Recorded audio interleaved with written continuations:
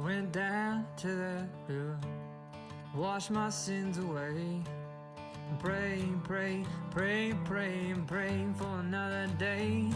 I went down to that river, washed my sins for free.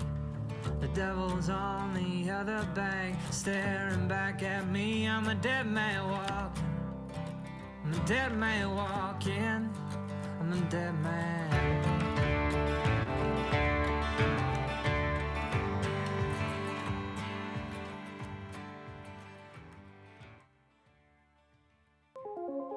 I'm really a guy who lives out in the woods. Don't have any of those special fancy titles. But I am a father, and I want my children to live in a Christian nation.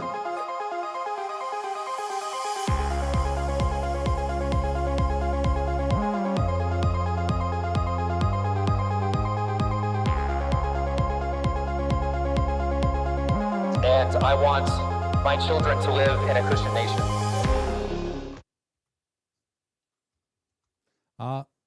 All right. Well, welcome back. Welcome back. We're doing our live stream, trying to figure something out real quick. Let's put Thomas up there. There we go. All right. Well, thanks for joining us. Thanks for joining us. This is our launch. We've done a few episodes already, but thank you for joining us to basically describe what we're going to be doing, Thomas and I together on this project.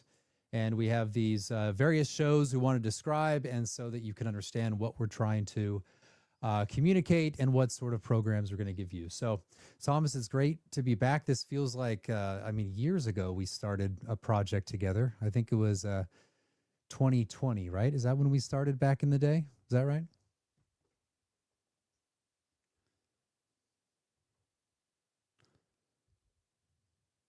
I can't hear anything Thomas is saying. You're muted there. I said something really profound, and now I've forgotten it. And it's gone. It's gone forever. I was saying hello, and it's great to be back. Yeah, I was saying hello, and it's great to be back. And special hello to all the friends out there. I love you guys. You guys are the best. Yeah. So why don't we start off by telling the story about how we got started years ago. All right. Just to know how we became friends. And I think years ago, it was actually, I moved to Baton Rouge, and Glenn Moots, an esteemed, highly regarded scholar in the field of political science, became my sort of mentor in academia. And so he told me all about LSU and Baton Rouge and gave me advice and all that. And he said, oh, there's this guy named Thomas, you should meet him. So we met, and then I had a dinner at your house. This is my version of the story. Thomas, you can tell your version. I don't even know what you're going to say. Okay. But my version is that I went to your house, had dinner, brought the family, and we were sitting around the table, and we just had dinner, and we were having a great conversation. And then I said, why don't we start a podcast? Like that's literally, it was just a random idea in my head. And I said that, and you're like, yeah, why don't we do that? And I was like, we won't market it.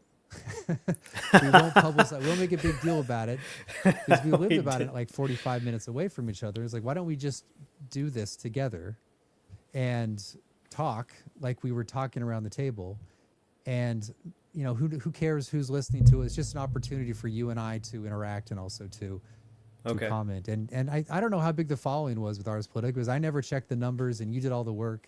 I just showed up to talk. We had tens and tens of followers. They were the most devoted followers ever, though.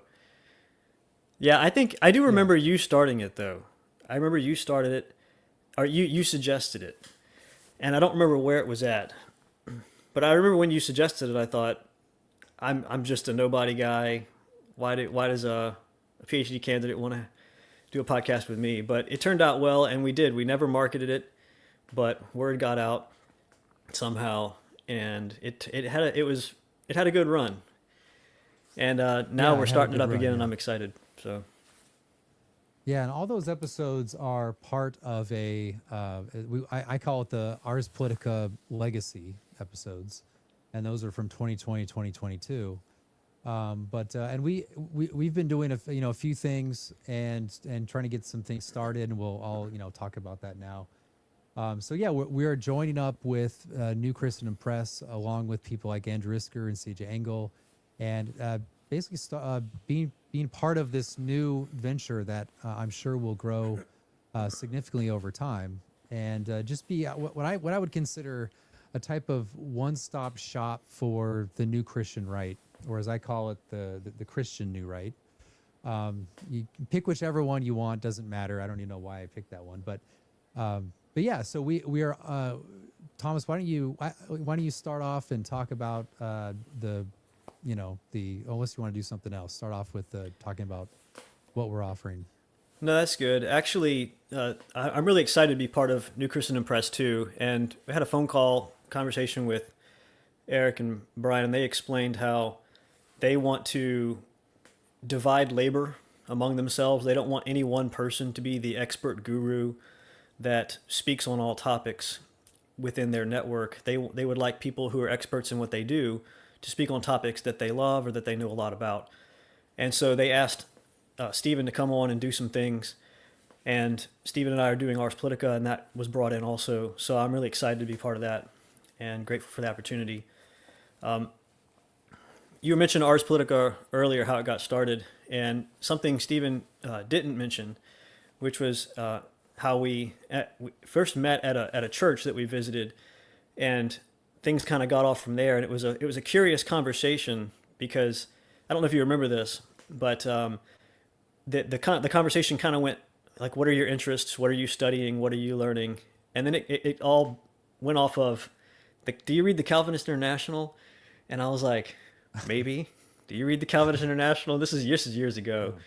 And I just thought that was curious, because it's such, and I don't even know if the website's operating anymore, and things have changed a lot since then.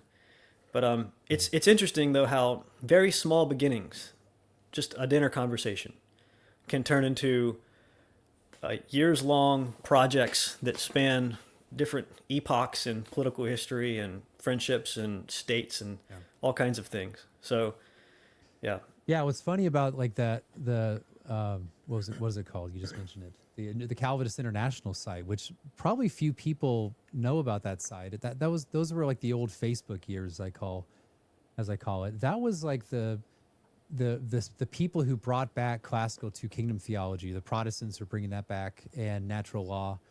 Most of them have basically moved on and have done other things. But I see that like our broader project, even if people aren't exactly two kingdom theology, is a continuation of what they started and have basically left, probably begrudgingly, to us. I'm sure they don't like that comment, by the way. Yeah, yeah, for sure. But yeah, we are like, they were all about retrieval, bringing back the Protestant tradition and the excellent works of old, and that's what we're all about. Because it turns out that there are unique issues to our time, but a lot of the issues, particularly the theological issues and how they relate to politics, were talked about and resolved already. Like it's, perhaps resolved is presumptuous, but at the very least, they were described and discussed in detail. And so we're part of that, to recover that tradition, that method, the ways of thinking, so they greatly benefited me, even if they won't claim me. Well, it's funny. Yeah. So go ahead. It's funny because I was influenced by people into a sort of retrieval, but from a different angle. So it wasn't part of Protestant political theory that I was trying to retrieve past writings. It was actually through classical studies, and through classical education, which I began before I went to college, but during college I studied some of that. And so to me, there were even Christians saying this. I remember listening to Christians preach. This is how it began for me. I remember listening to Christians preach, and they would reference people before them. As Charles Spurgeon used to say, such and such. And then I think, okay, well, Charles Spurgeon's this great preacher. Let me go read him. And then I go read Charles Spurgeon, and Charles Spurgeon is referring to great preachers and thinkers before him. And before you know it, you get a couple hundred years back, and people like Jonathan Edwards, and then some of the reformers, the magisterial, whoever, they're referring not just to great preachers, philosophers now, but even some of the pagan writers, and I'm thinking, okay, let me go further back now. And I just keep going further back, and before you know it, I'm in the New Testament, I'm in the Old Testament, of course, but I'm also in the ancient world, reading that world. And few of those people are referring to anyone before them. So I'm thinking, okay, this is the beginning. Now let me move forward. And that was kind of how my education went before, like my thought process. And I also read in classical literature. In fact, I had a friend just asking me for books about classical education. If you read classical literature, they're telling you, go back. Go back, young man. Go back into the past. Ad fontes. Go recover these classics, these great thinkers, truth, goodness, and beauty, virtue, the life of the mind. And they don't say it in this way, like Julius Evola or some right-wing guy will say, like, reject modernity, embrace tradition. But that's the message of that world. And I did it. And I think sometimes people are, they're like the Protestant retrieval guys, a ressourcement, and even people in the classical world, especially a lot of liberals, like academic liberals, they want you to get into the classics, but they don't want you to actually believe any of it or adopt it as your mode of thought, as your way of thinking. And those of us who do, it's kind of surprising to everyone. But I was one who did, and I've been much improved by it, and here we are today. Yeah, so I was just going to say that the sun is setting, and it's probably going to be right behind me, so this will be an exciting shot. But it looks cinematic.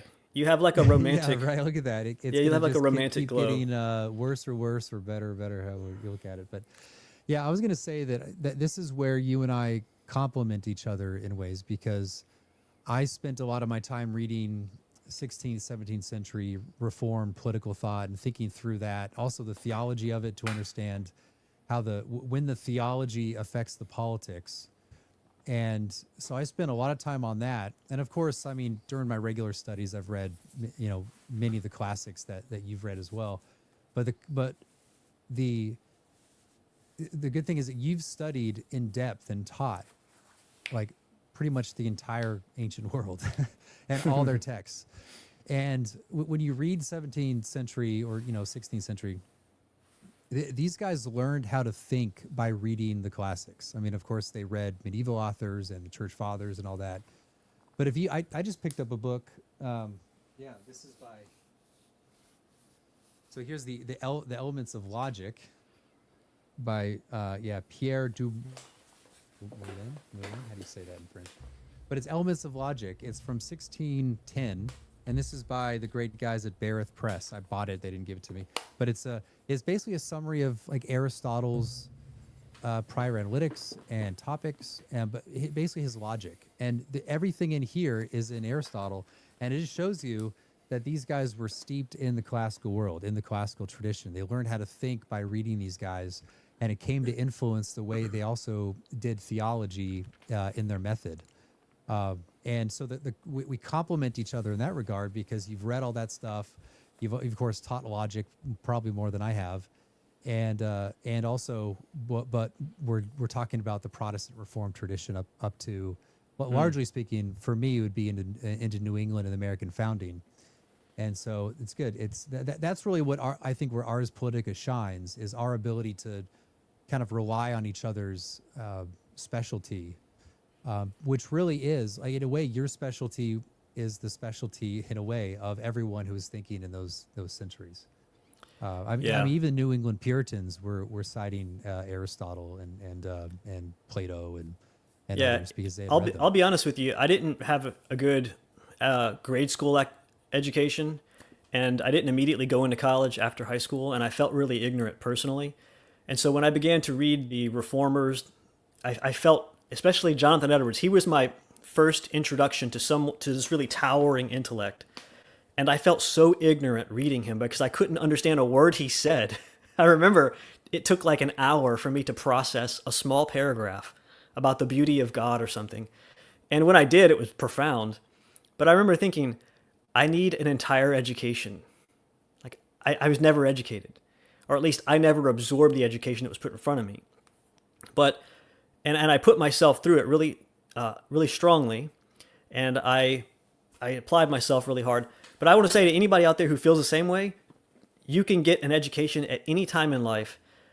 There's the famous story of Edmond Dantes in the Count of Monte Cristo, and he didn't get an education until he went to the Chateau d'If for 13 years, and he had to crawl through a hole in the wall to listen to, was it Abbe Faria, give him his education. So you can get one anytime. You don't have to go that deep, that down in the dungeons, but get one for yourself. There's so many resources.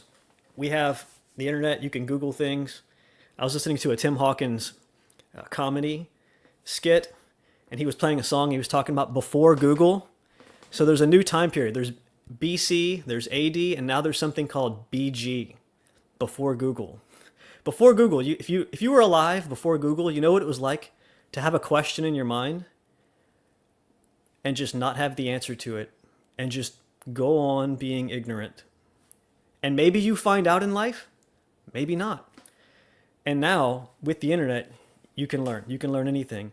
And I think sometimes the ressourcement people and the classical people, they want to keep sort of the halls very tight in what's allowed for you to learn.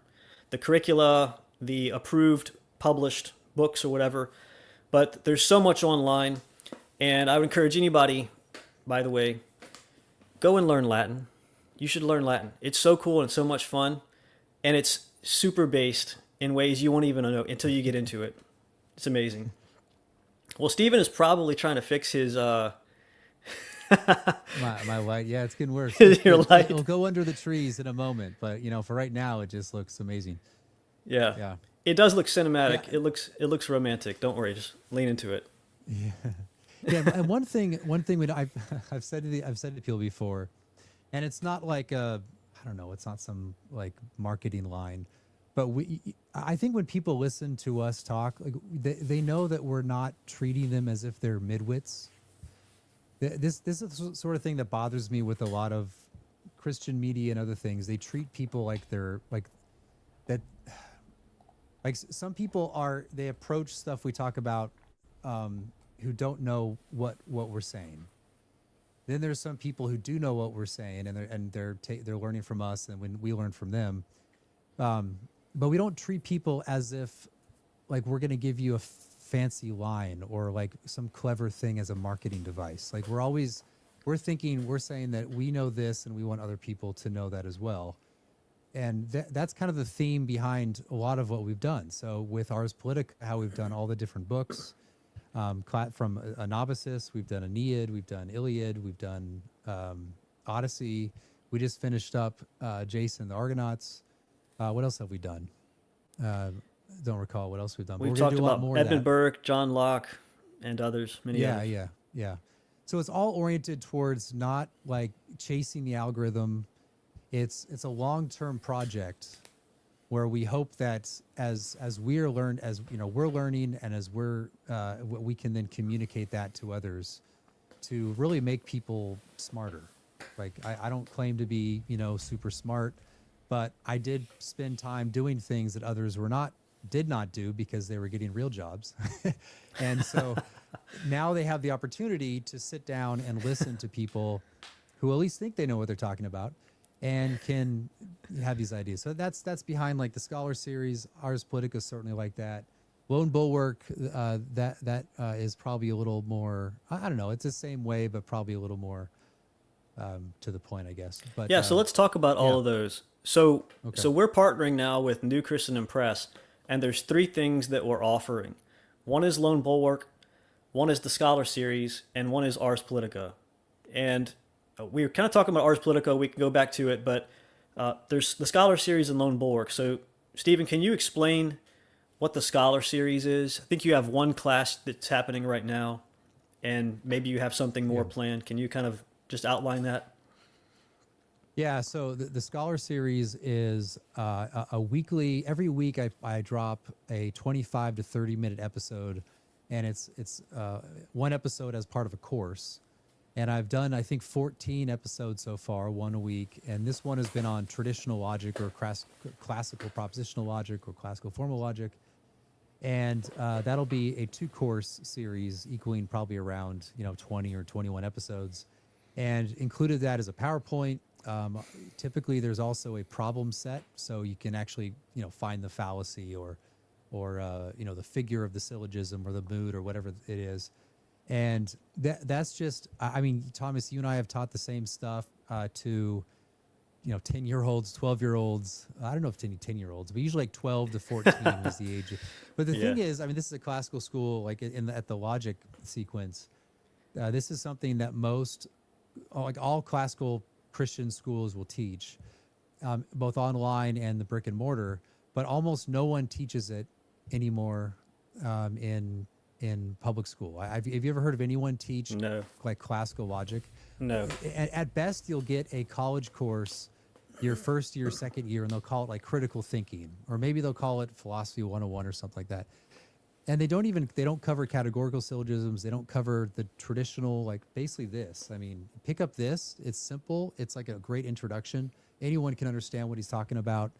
From Ars Press. No, they're not paying me to say that, but I just think it's a great book, and I love what they're doing. Anyway, you can get it for your teenagers or whatever. I'm sure they'll enjoy it.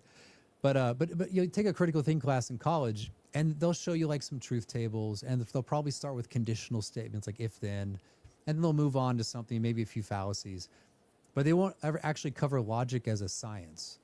And books like this just show that the people you read, like if you read a 16th, 17th century, and of course centuries earlier, if you read those guys, they are operating out of a deep knowledge of logic, particularly Aristotelian logic, which was basically dominated Europe since the recovery of Aristotle into until there were certain advancements in logic, and we can call them advancements in the late 17th century under people like Descartes and others, Leibniz, and I guess Locke. I think Locke did a little bit of that, but Leibniz and Descartes. But anyway, and so now there's modern logics. But even philosophers, I went through philosophy programs in grad school where even the philosophers didn't know anything about Aristotelian logic. I had a professor once.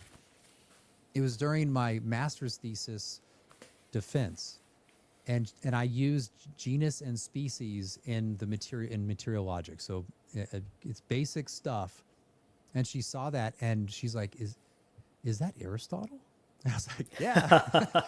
So I mean, she was smart and very nice, but the point is that, like, even trained philosophers don't know this stuff because they're maybe taught like a symbolic logic course, which they probably doesn't stick. So anyway, why'd I get onto that? Anyway, that's what the Scholar Series is designed to teach, stuff that you would learn if you had gone to a classical school. So it's going to start with the logic. I'm going to go into material logic. I'll probably do a informal fallacies sequence. Then I'll get into Aristotle, metaphysics, soul, politics and ethics and rhetoric. And so we'll just move along. And every week you'll get something new. So I have several, I don't know, maybe, I don't know how many. It's past 100 people sign up for it now, which is pretty good for logic, I think, for just the Patreon. That's a big class. Anyway, you can get that on this new thing. So we haven't actually said the website yet, right? We haven't done the website. So it's the lonebulwark.supercast.com. We should have done an overlay for this, but I'm dumb. So yeah, the lonebulwark.supercast.com is where you can find these things. So that's a Scholar Series. Your 12-year-old could watch it. Your teenager could watch it. You could watch it. I have a guy who's in the class who's like 65, who's just the most excited to be there, because we also do a live Zoom call at every month, and he's just ecstatic to be there. So it's really cool. It's really neat. So I have everything from like guys who are 18 to 65 in the class. It's pretty neat. That's amazing. And some guy said his teenagers are in the class too. So that's amazing. Anyway, that's Scholar Series.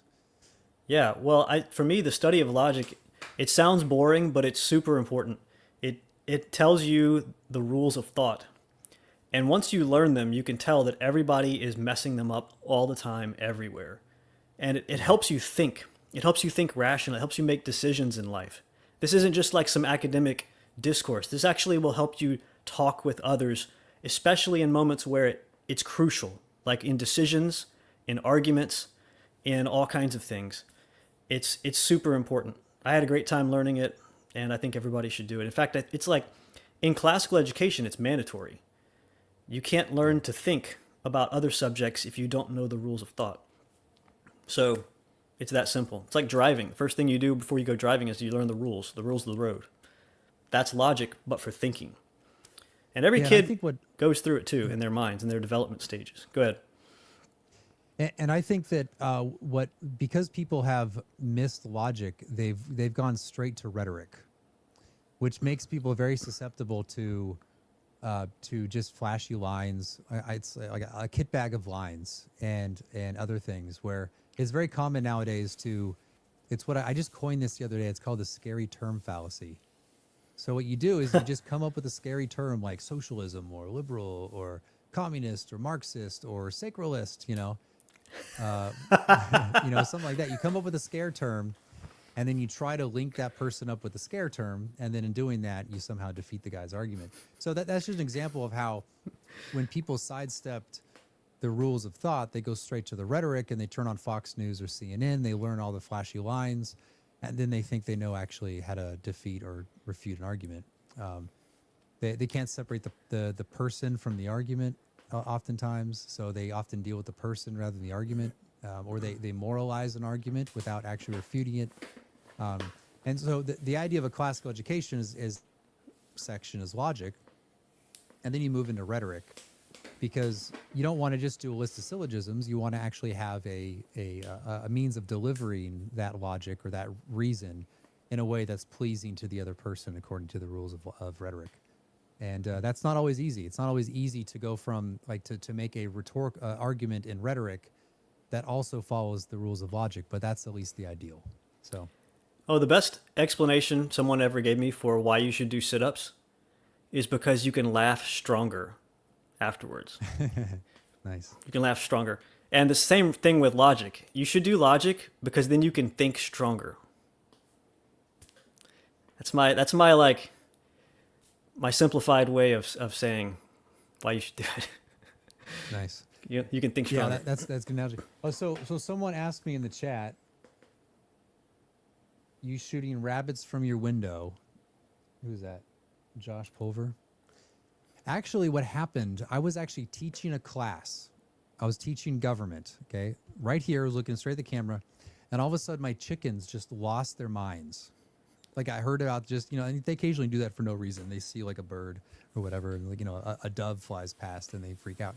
But anyway, I just happened to turn around and look outside, and there was a coyote right there. And I thought it had one of my chickens in its mouth. We're not even sure, actually, as it got away. But then I realized, what am I doing up here? I've got this perfect place. It goes straight out to my property where the coyotes come from. And so I've got it. It's ready to go. The ammo's not, everything's secure, folks. Don't worry. But so if that coyote shows up again, he's gonna get a good. There we go. So that's why. There's your answer. That's awesome. I won't show you my guns. That's gay. But anyway, well, I can see your sword back there. You got a cool sword. Oh, sword. Yeah, that's my West Point cadet sword. Yeah, I've got a sword right here. You can't see it, but it's a sword also. I'll have to show it sometime. I can't see it because it's all sunned out. Yeah, it's a little bit right there. I can't see anything.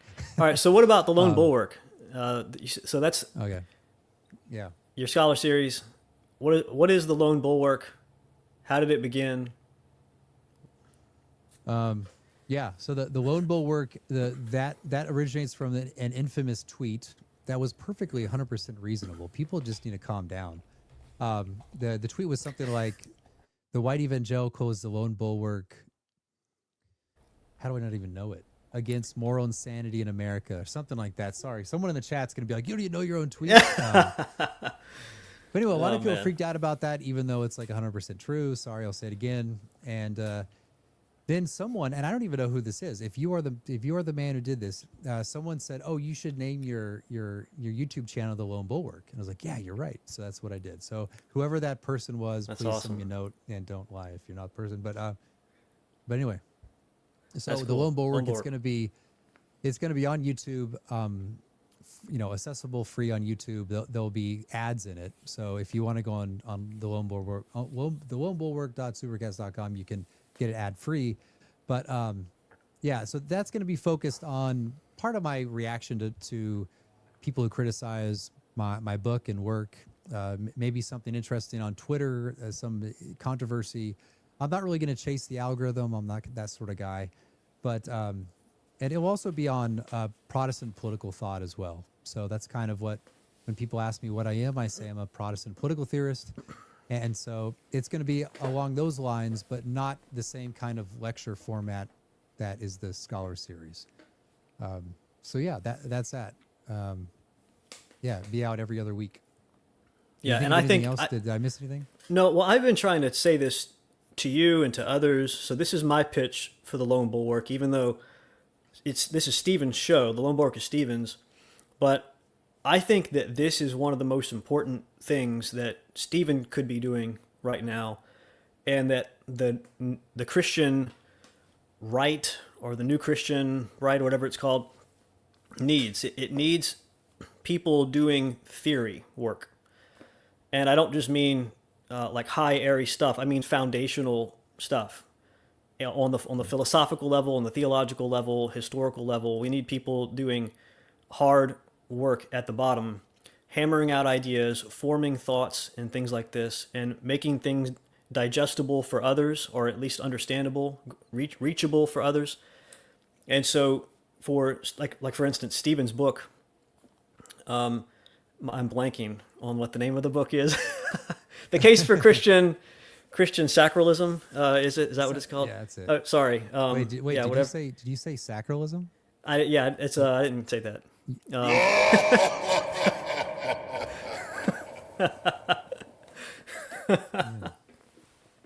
All right.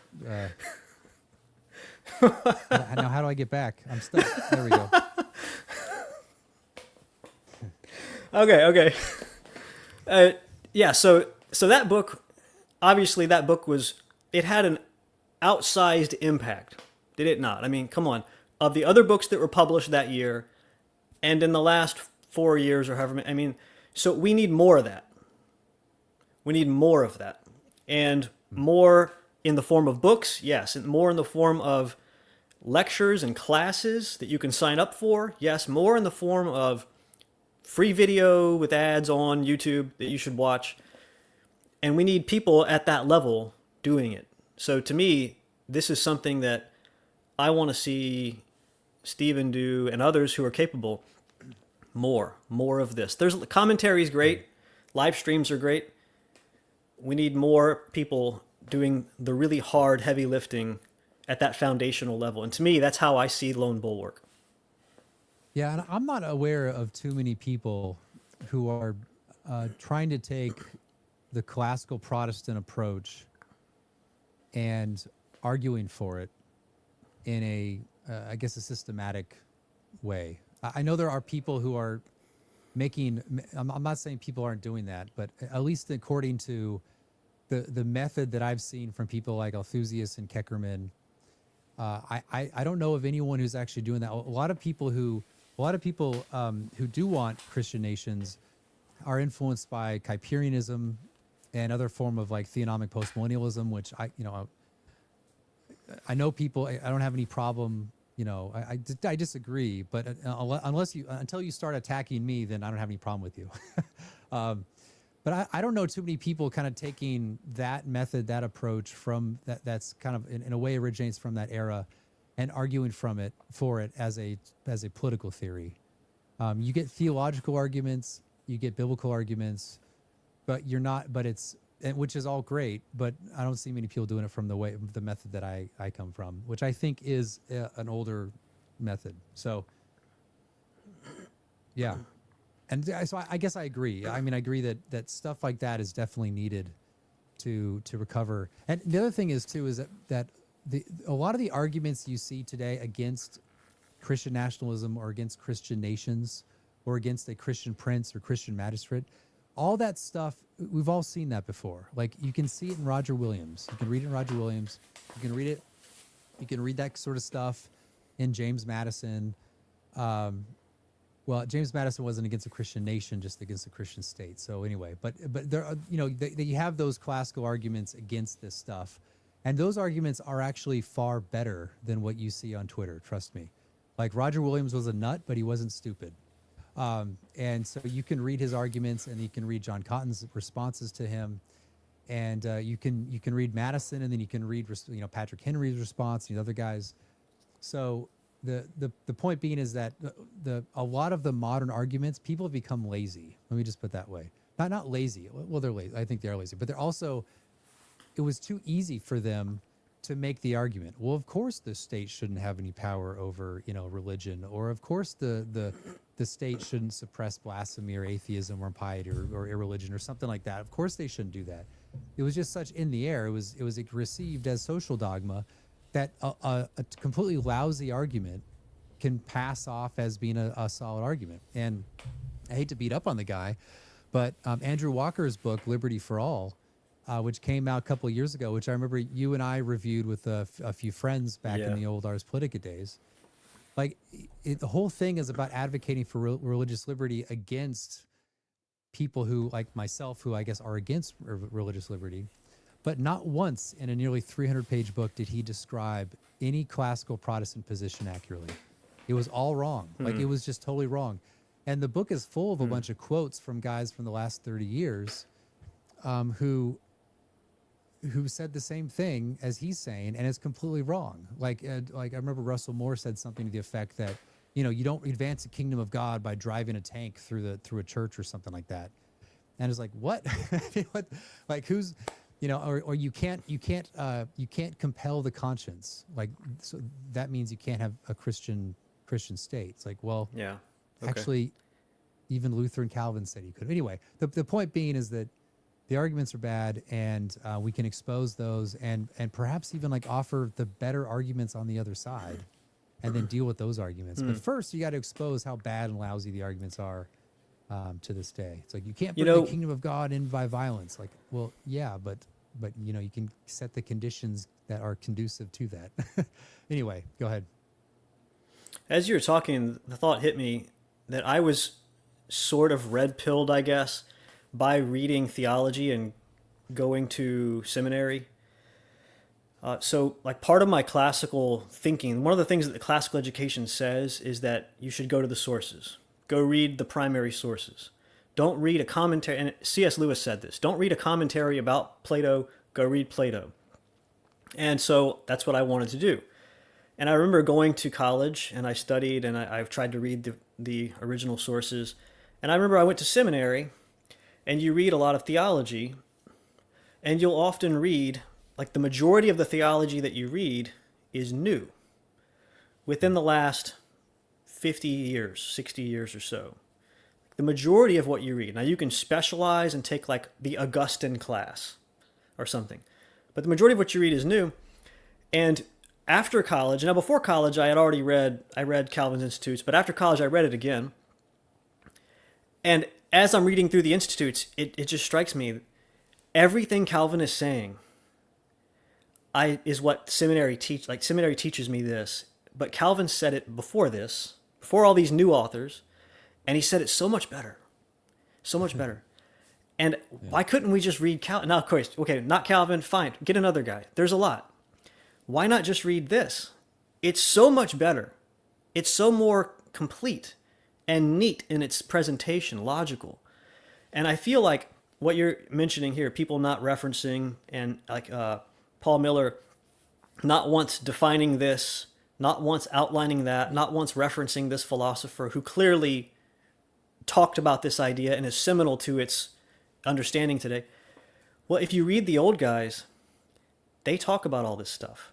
And they talk about the issues. Like, I'll give you another example. Yeah. If you've ever heard of Bart Ehrman, the famous New Testament critic, he'll often write these punchy books, like The Invention of Jesus or something like this, like basically how we all made up Jesus as God, and how the New Testament's full of holes and it's silly and stupid. Every single one of his arguments are like 1,700 years old at least.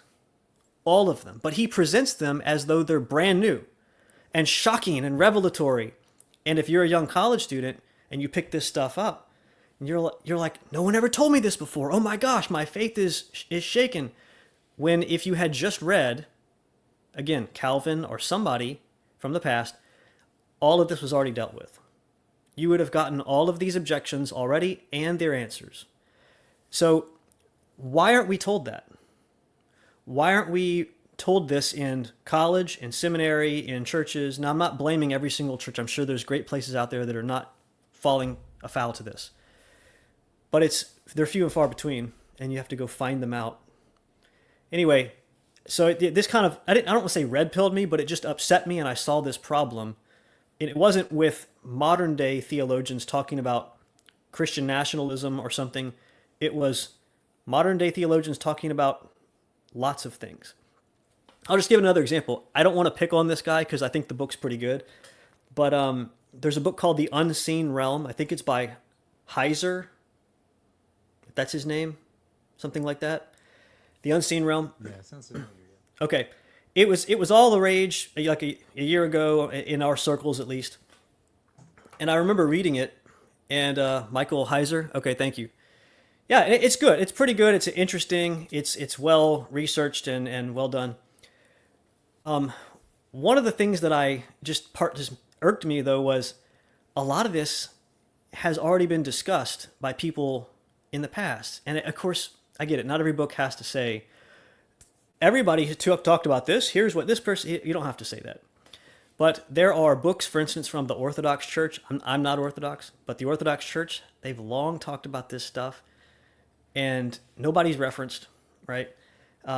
So there's a lot going on under the table. And the interesting thing in modern education and in modern theology, like the 20th century, is often working with terms and assumptions and ideas as though nothing came before it. And so it's kind of like a church architecture. It's something I think about when I drive around and see church architecture. I always think this. Modern church architecture assumes two things. One is there's no church history, and the other is there's no church future. And I think that's also the same with our education and theology today, like modern.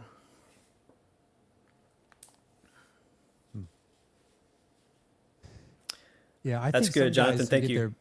They get their PhDs in Europe or elsewhere, and where they get their PhDs, they read a lot of modern theology, 20th century theology, Karl Barth, those sorts of figures, which I think really distorts their method, and and I think that creates all sort of problems along the way. But yeah, totally endorse that. Go back, read Francis Turretin. That's the guy. He's the man. So Thomas, we talked about Scholar Series. We talked about Lone Bulwark, and you guys see down below there. That's the website where you can access all this. So Tom, let's have you talk about Ars Politica and what we do, and Ars Politica. With the subject of that, Ars Politica. Okay, Ars Politica means the political arts. It's from Althusius's book. Johannes Althusius has a book called Ars Politica. You should read it, study it, digest it. It's really, really great. Well, if you read this, you'll have the same thought that I was just trying to communicate. Why has no one ever told me this? Why have I never read such logical and exacting political theology before? And clarifying. It's really good, but Ars Politica for us, we boiled it down to the initiative to restore Western man. Restoring Western man. So we've kind of split up. Lone Bulwark is going to focus more on Protestant political theology and theory. And Ars Politica will focus on restoring Western man. That's kind of the line that we say at the beginning of each episode there. And what that means is there's two components to it that we've figured out Stephen and I like to target. One is a book series where we talk about a book. We read through a book together and we talk about it. Sometimes we take 3 or 4 episodes, 5 episodes, and go through the book. Sometimes it's just one book. So we've done the Iliad, we've done the Odyssey, the Aeneid, Xenophon's Anabasis, and we just finished up Jason and the Argonauts by Apollonius of Rhodes. That'll come out soon. We just did one episode for that, though, just one shot through. But we're not just going to do what would be considered fiction or epics. We're going to do also thinkers. So philosophy and maybe even Xenophon's Economicus. Many other books are coming down the pike, but that's one component. The other component is, for lack of better terms, it's a general discussion on various themes. And Stephen and I have a sort of, I guess, I don't know if some people find it boring, some people find it exciting, but we just have a banter about us, we talk, and we like to think it's an elevated discussion. So there are a lot of people talking about current events. What happened in the news just this week? That's not what we're trying to grab. We're trying to have an elevated discussion about ideas that are from our past in various ways, relevant to our day, and they're trying to restore Western man. So it's trying to raise your spirit, to fortify your soul. And I'm not talking about just piety here in the new sense of just like feeling spiritually nice in front of God or something. I mean, like pious in the old sense, like Aeneas carrying his father and his son out of burning Troy. And that's what we're trying to instill in men, because it's really my belief that all of us are not facing a situation today that our problems are going to be solved through it with ease.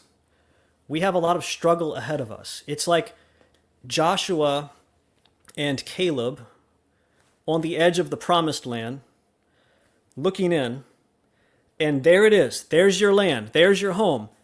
And it's completely occupied. And it needs to be taken. It's not a situation, I know some people like to think that the Israelites, Nehemiah going back and rebuilding, like that's nice. Like the classical education idea of repairing the ruins, right? Repairing the ruins. That assumes, though, that no one's around, that the ruins are just left alone and you can go over there and rebuild. That's not the situation we find ourselves. We're like the Spaniards, the Christians in Spain during the period of Andalus and all of that. The Muslims, foreigners have taken over your country.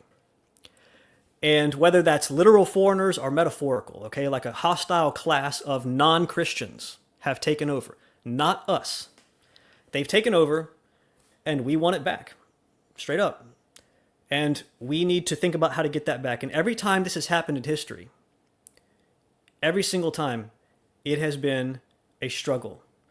And to do that, you need to have a strong will, a strong stomach, and a strong mind. And that's what Ars Politica is trying to do. Whether we succeed is another matter, okay? But that's what we're trying to do. And to be honest with you, I'm trying to do it for myself. I've gone through hard times in life. You, maybe, if you haven't, maybe you will. A friend told me every man has his Chateau d'If. And a famous speech in that book goes something like, every man will be shadowed, will bask in the sunlight one moment and be shadowed on the rock in the next. And in the middle of the storm, what happens is you must look out and face the danger and cry out to it, do your worst, for I shall do mine. And then the fates will know you as we know you, the man. And that to me is some of the spirit-stirring stuff that I hope to get into as I read books and Stephen reads books and we talk about them together. And to be honest with you, I've always gone to books for my knowledge, for my wisdom, and for my soul fortification, so to speak. I've gone through some hard times in the past, and one of the first things I did was I went to Plutarch's Lives. I've got it up on my shelf right here, and I went to Plutarch's Lives. I went to The Count of Monte Cristo, as I just mentioned. I went to another book that I'll mention it again. Sorry, Stephen. It's called A Little Princess. Believe it or not, A Little Princess. It's a really good book, okay? It's a really good book. You read it and tell me that it's not a good book. There's some profound lessons in it, just as profound as Plutarch's Lives. Anyway, it's that sort of stuff that for me is most helpful and most maturing, most elevating. It teaches you to lift your head up, to stand erect, tall, and to do the right thing even if it's hard. Anyway, I can go on about it. That's Ars Politica in my mind. Yeah, that's great. Yeah, I think, along those lines, we've talked before about how we're at a moment that in my lifetime, and probably most people's life, they've not experienced. Perhaps the most analogous situation would be maybe the early 80s with the Reagan Revolution, where things just kind of changed. There was a shift in a lot of policy, a lot of economic policy for the most part. But now we're in a state, largely because I think of someone like Donald Trump and the rise of the new right, broadly speaking, the open internet, open social media.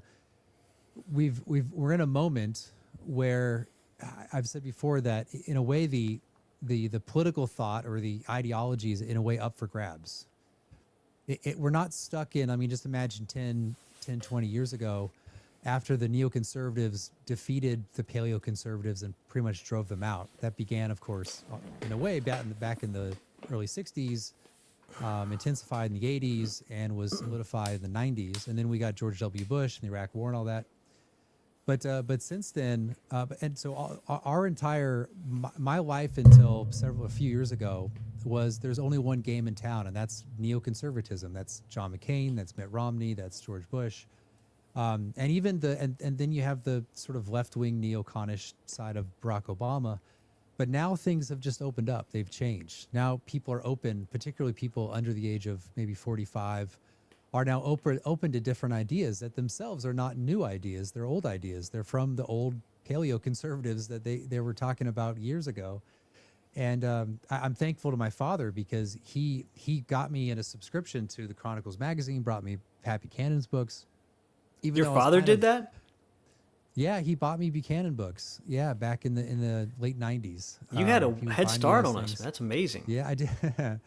Yeah, wow. I mean, my father, he in a way planted like the idea of a paleoconservative vision, and I kind of forgot about it when I was maybe 2019, and I was like 2003, like Iraq War, yeah, you know, join the army and all that nonsense. Okay. And but yeah, it wasn't until the disillusionment that a lot of people experienced in those years that I realized, wait a second, I need to go back. I need to go back to what I was taught and given from him.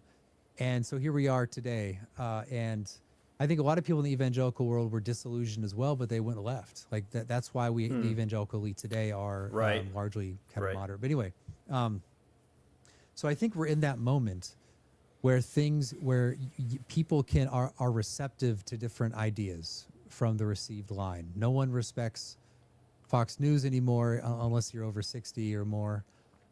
Everyone's looking for the alternative media, and so we're hoping that we can bring these ideas to people. And I think, like, you know, you can bash millennials all day long, and that's fun. But I think like I was thinking about this the other day, where my position being around 40 is that I was able to experience the like patriotic 80s and the 90s and like the pro-America propaganda. And that stuff was like cool. You know, I wanted to be the Top Gun. I wanted to fly the plane. And we just watched Air Force One, which is utter propaganda, my wife and I. And then I saw clips of that Battleship movie. But anyway, just like that pure propaganda where you're like, yeah, wave flag and, you know, we're Americans. But then we also learned the myths that came with Reaganism that were all false. And now we're at a point where we still in our soul are Americans. We're still like wave the flag, you know, kick ass with the bombs, whatever it is, we're still that. And yet now we're realizing we're discarding all the myths that were placed upon us. I mean, just watch like Reagan's farewell address. It's total mythology, historically inaccurate. I know everyone knows that, but it's like about the pilgrims and freedom lovers and the huddled masses and all this sort of thing, you know, Statue of Liberty. But we're in a position where I think we can say to people, hey, look, I know, especially younger people, like I know that there's a sort of unmooring from the American, there's an appeal to something outside of it, as if America itself in its history and its tradition, it doesn't have the resources to recover itself. And so people look to, you know, medieval knights, and they look to Germany, and they look at the other things they want to critique and focus all these attention on that stuff. And I just think that, like, with our position, that there is a kind of we can help people in our own generation and younger to kind of bring them back to say, no, you're Americans. And trust me, there's a lot in the American tradition that we could call based or right wing or whatever, and the resources are there if you just look and find it. I mean, the aesthetic, the landscape, and so I think overall, like all three projects, I mean, Lone Bulwark and Ars Politica, but specifically Ars Politica, is that great Western tradition, but with that American inflection to it, calling people back, say, hey, let's ground ourselves within the American tradition, that Protestant, it wasn't just a Christian nation, it was a self-consciously Protestant nation. And the ordered liberty that our people have enjoyed for hundreds of years, they saw Protestantism as an essential element of that. So what we're bringing back then is a Protestant America for the sort of ordered liberties that we enjoy, but also rejecting the sort of Reaganism that said, actually, we could enjoy those same ordered liberties with a multicultural society. Someone could come from a foreign country and have no roots here at all, and they step foot on the magic dirt, and all of a sudden they're Americans, and they agree with all the propositions. But no, of course, they're going to vote for Democrats and all that sort of thing. So they're not part of the Lone Bulwark. But anyway, I'll be honest with you. That's how I say it. Go ahead.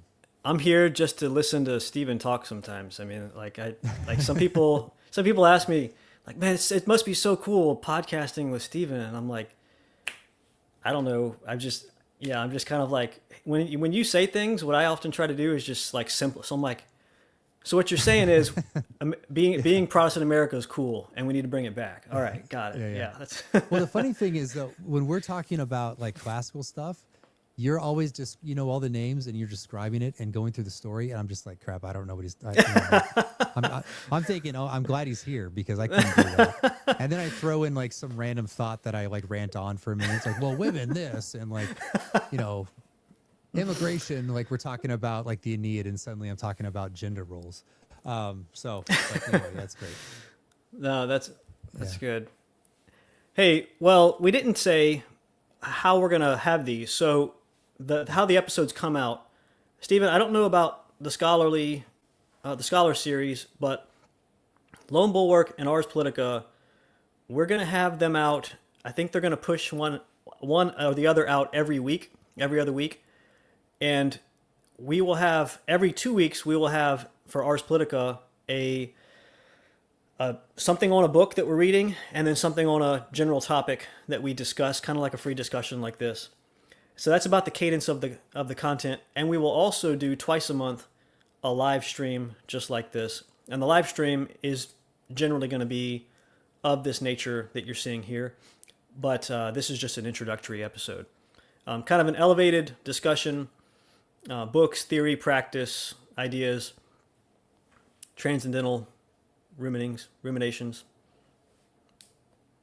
Yeah. So when you go on the site, which is up there, you'll see that there's a 3-tier plan. I don't know if you mentioned that already, but there's a 3-tier plan for different things. I mean, we would just appreciate the support. I know there's tons of different options out there. There's a lot of places, as they say, money has its alternative use, right? So uses. So, but yeah, so we'd appreciate the support, but at the very least, check out the show. If you think of ways to improve any show, let us know. You can send us an email. Of course, my email's on my Twitter thing.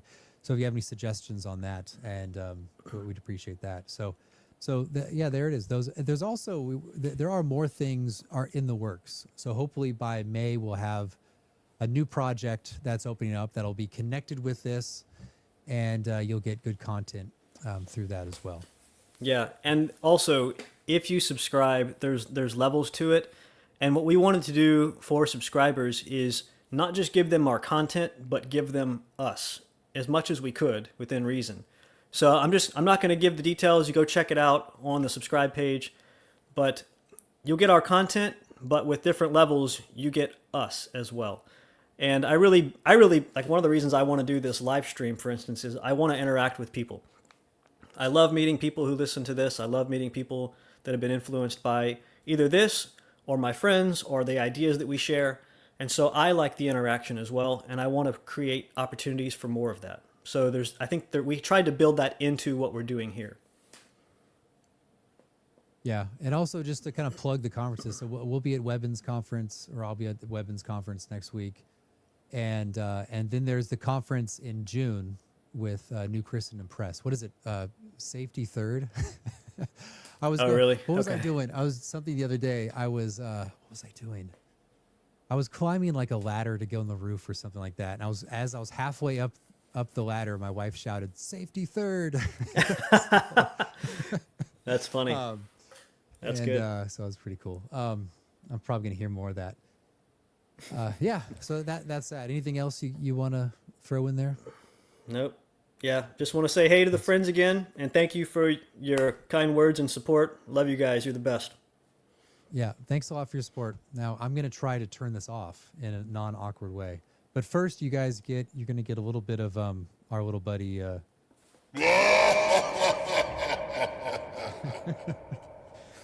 There you go. Our favorite buddy there, huh? All right, I'm out.